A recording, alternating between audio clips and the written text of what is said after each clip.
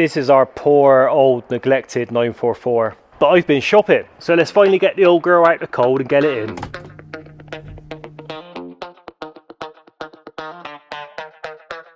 It's got a little bit busy in there, but I've got the wheels booked in on this thing to get them refurbished today. So I just got to get them off somehow and get them down to the refurbishers and get them all shiny again. So let's somehow try and get them off.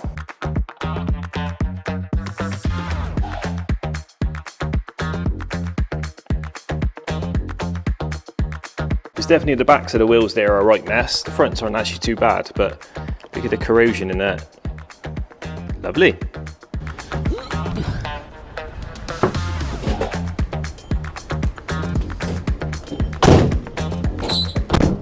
Okay then, so while we're waiting for the wheels to get done, let's have a look at what I bought. All the fun stuff. So we've got air filter, rocker cover gasket, every pulley you could imagine, thermostat, water pump, engine flush, oil, more belt, pulleys, oil seals, plug, cam belts, pulleys, more pulleys. Oh, yeah. All the fun bits that I really don't want to fit in a sump plug. I'm going to be honest, the reason it's taking me so long to do this car, or just to get the thing back on the road, is this. I really don't want to do this service. I don't want to change the cam belt, but I have to. It needs to be done, even though it's boring and I keep putting it off, I just get on with it. And the thing is, you don't want to watch it either. I don't want to do it, you especially don't want to sit and watch me do it. So I'm gonna have to find something else fun to do to make this video actually worthwhile, because no one's gonna watch me just fitting a cam belt and screaming at an old rusty Porsche, are they? But unfortunately, you've got to do the boring stuff so you can do the fun stuff, because I got lots of cool stuff I want to do to this car, but there's not much point in doing it if it doesn't drive. So we'll get it driving. Let's do the boring stuff. I'm just gonna do it. Oh, the bonnet don't even stay up. Oh, right, where should I start? Intake got to come out, fans got to come out, under tray's got to come out, starter motor's got to come out, dizzy's got to come off. Oh, the list is just endless. But it's not going to get done moaning about it, is it? Although I do like moaning. Right, so while he's over there moaning about how hard life is, damn stupid thing, I want to make a matching footrest for the driver's side, like the one I made for here, if you've seen the other video. Now the car does come with one as standard, believe it or not, a little footrest, but it's not a very race car, is it? So I think we need to make a cool alley fabricated one. So this sits like up in there. Right, this should do. We've got some 5000 series alley and it's 2mm thick, which should be perfect for this. Well, this should be nice and simple for once. I'm just gonna draw around this and cut it out and then put some cool holes in it and bolt it in. Usually I'd spend ages measuring it, transferring it, etc, etc, but this is such a simple shape. I'm just going to draw around it.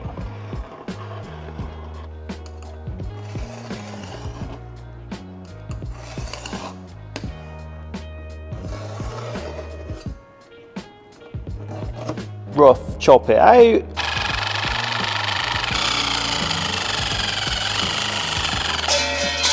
Whoops.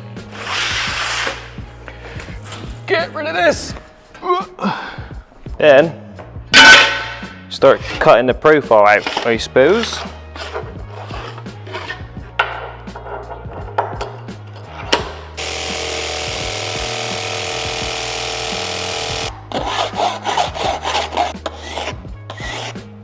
Put some nice little radiuses on it.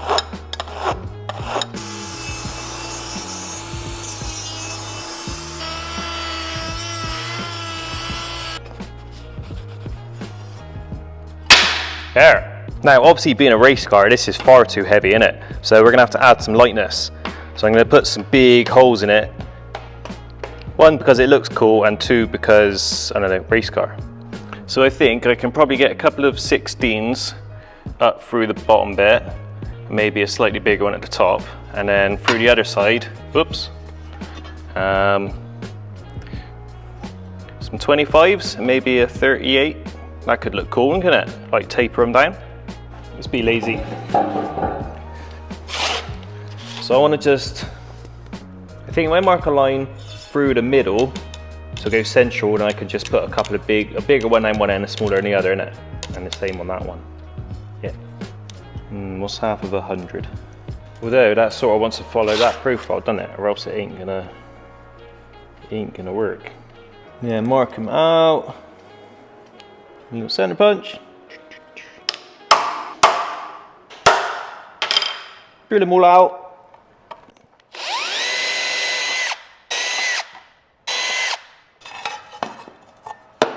Yeah, and we just take our Q-Max cutters. Now I talk about these a lot in my videos, but they are very handy. If you do any sort of metal work and you haven't got any of these, get some. They're really handy.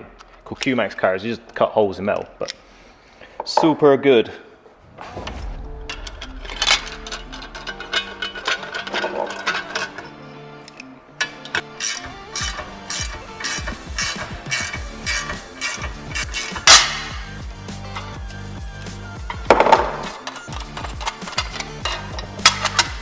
Oh, and then you get a perfect hole. Just 7 more to go. I wonder how the surface is going.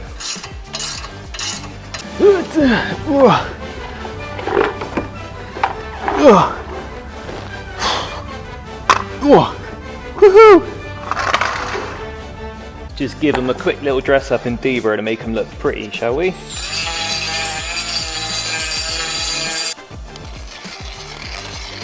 Give it a nice brush finish, I think. There we go, that looks better, doesn't it?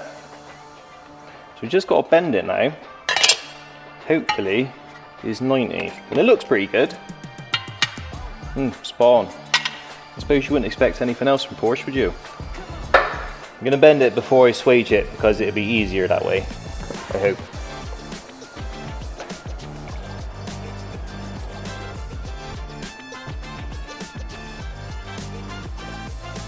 Whoop. Getting there, aren't we? At a moment in time, the competition to win this amazing Jet Provost bracket is still running. There's been some brilliant comments and some really good guesses actually. So thanks for that. Good luck to whoever wins it. What was I doing?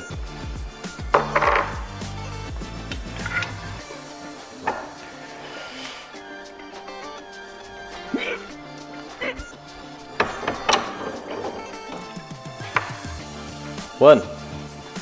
Got some good squish cam there.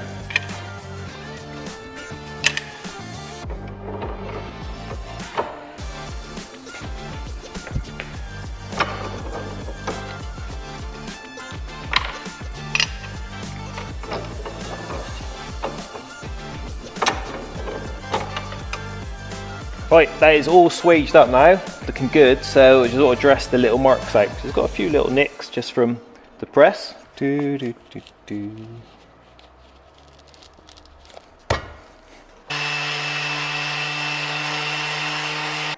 that looks better, doesn't it?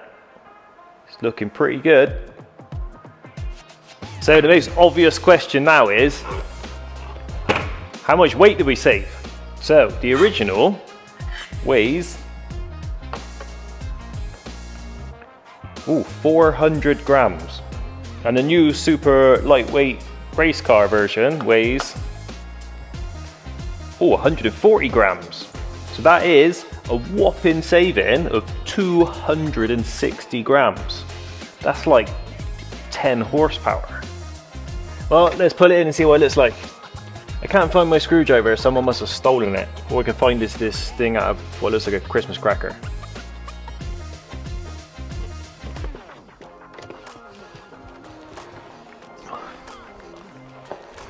There, so there we go. What do you think? It definitely looks better, doesn't it?